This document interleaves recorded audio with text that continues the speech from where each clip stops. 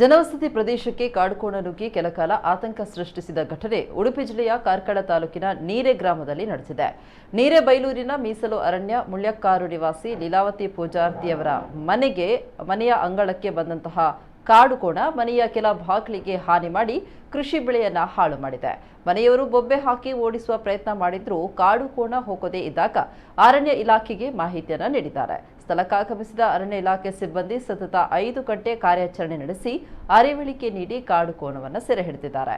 8 ವರ್ಷದ ಕಾಡುಕೋಣ ಅಂತ ಅಂದಾಜಿಸಲಾಗಿದ್ದು ಸುರಕ್ಷಿತವಾಗಿ ಕುದುರೆಮುಖ ವನ್ಯಜೀವಿ ಧಾಮಕ್ಕೆ ಬಿಡಲಾಗಿದೆ.